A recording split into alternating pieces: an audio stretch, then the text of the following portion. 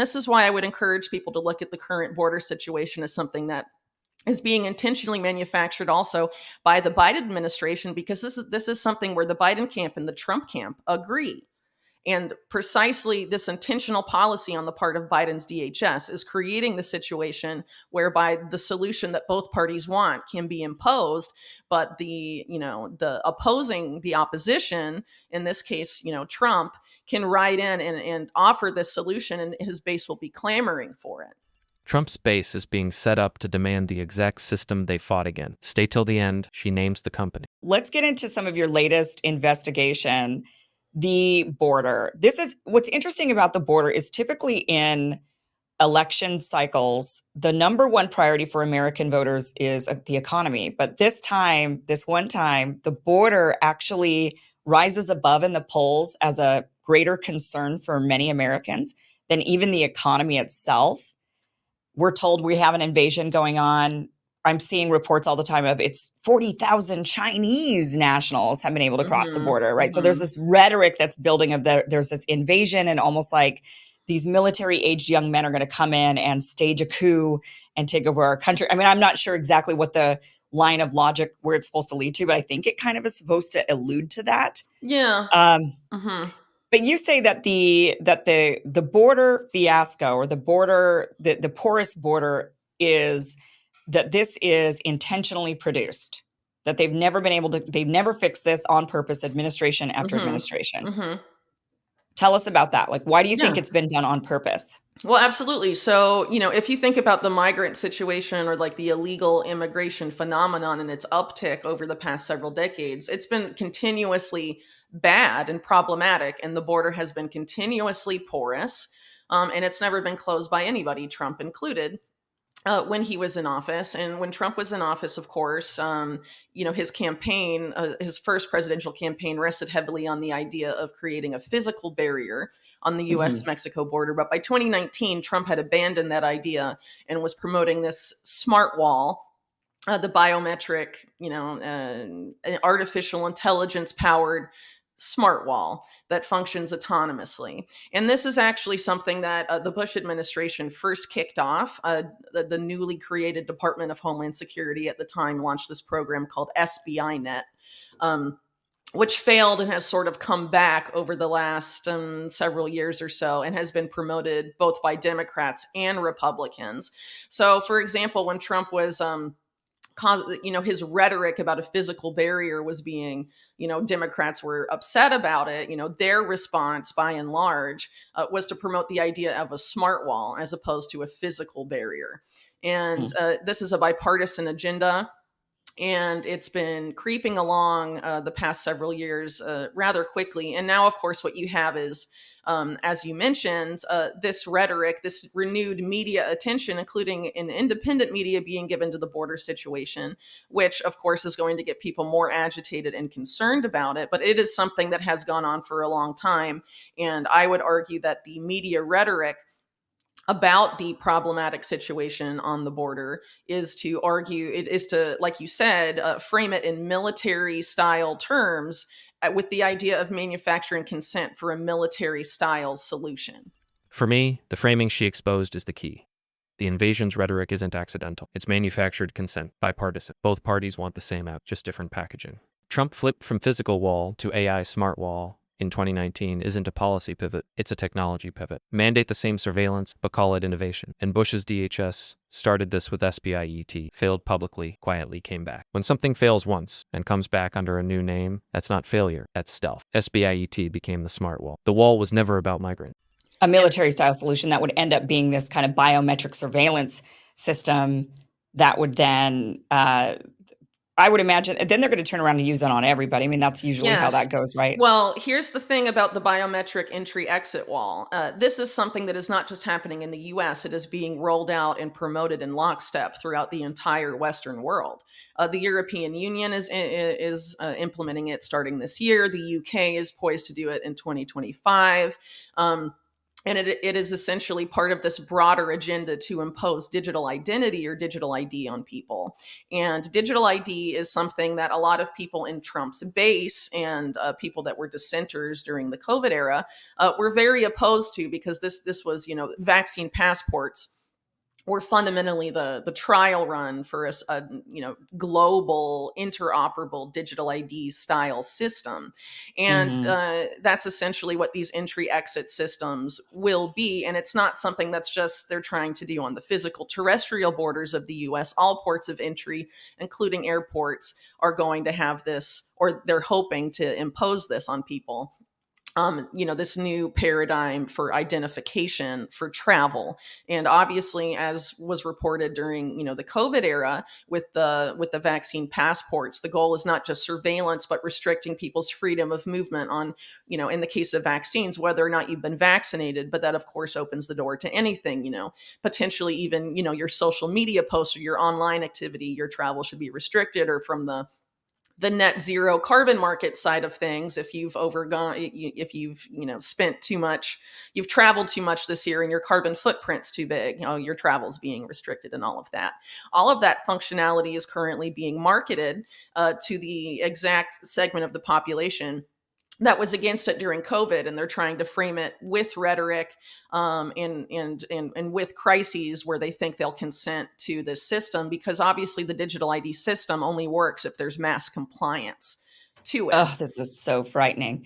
So the very people, those of us who are very much against vaccine passports and mandates, but mostly the passport, because the passport created the mandate. I mean, you could skirt a mandate potentially, especially here in this country, it was like the paper, you just got the paper from the doctor if you got a vaccine, and those were easily faked, or people just say, oh, I lost mine, I had it, right? It was always about you. What hit me hardest here, vaccine passports were literally advertised as temporary and just for health. Now it's being scaled permanent. EU this year. US border expansion. US border expansion. In the carbon credit travel quota edition, that's the part of this people miss. Yesterday it was no vax, no entry. Tomorrow it's no flights. Your carbon is maxed. But Whitney is clear about the marketing. They're targeting the same crowd with the exact opposite emotion. COVID, fear of grandma. Border, fear of invasion. Same playbook, same endpoint, different trigger. But when it comes to a digital COVID passport, then you wouldn't be able to go, there would be no way to really fake it very easily, right? It would be on your digital ID, and that would allow, and then they could say to you, well, we're not allowing you on any public transportation. We're not allowing you to travel. We're not allowing you into the movie theater or to these restaurants, because when we scan your digital ID, you don't have proof of vaccination, right? Exactly.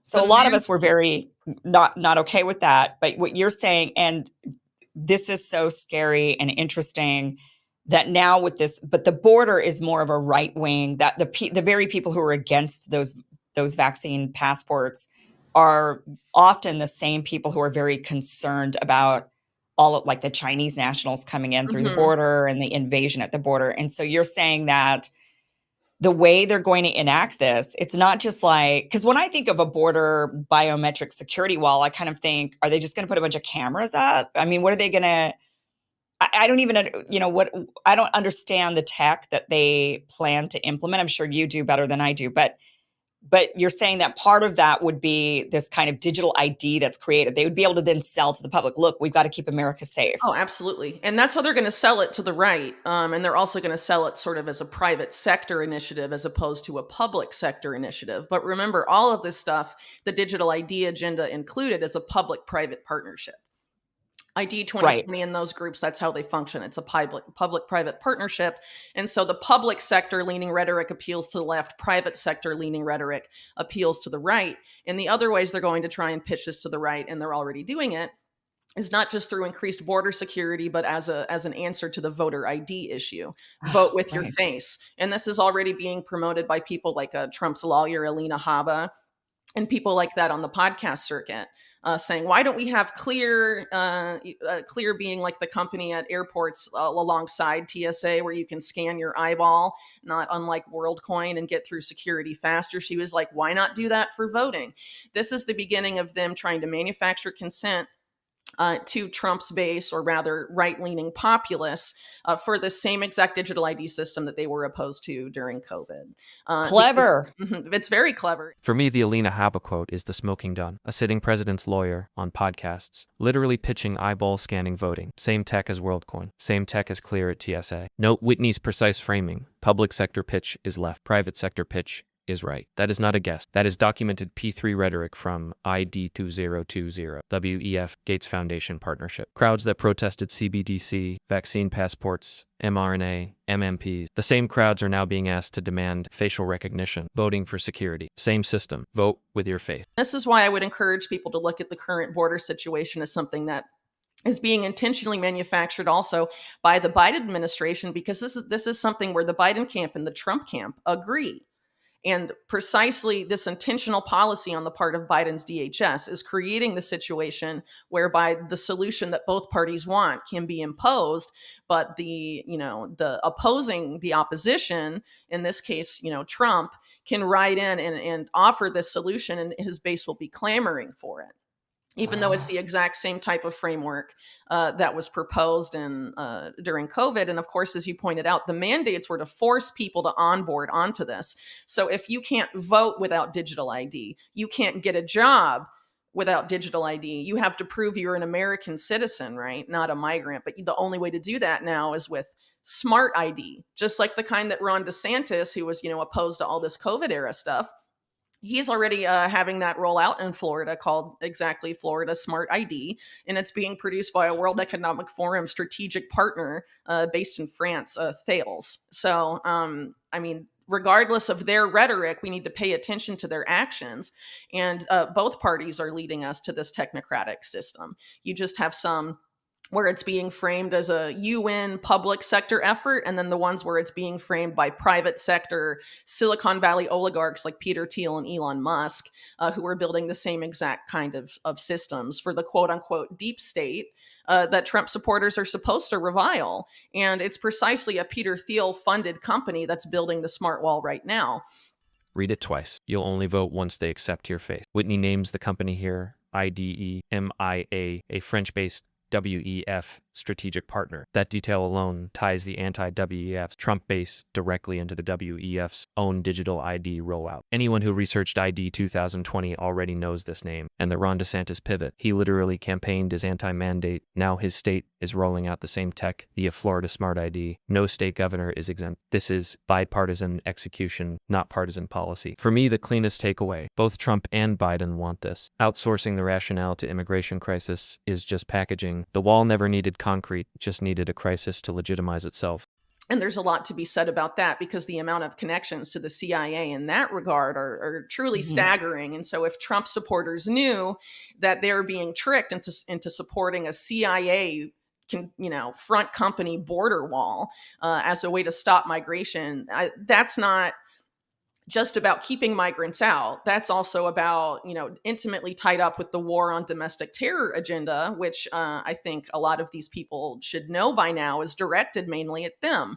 And a lot of the groundwork for that war on domestic terror that's aimed largely at constitutional conservatives, but really also people that would be most likely to protest against government overreach. It says in the documentation that it's just about not just about targeting people on the right, but people on the left as well, if they get in the way of government policy.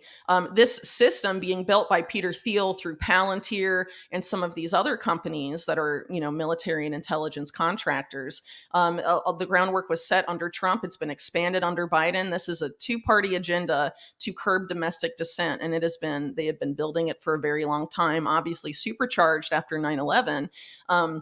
But they're essentially being, sheepdogged into a situation where they're cheering on their own prosecution.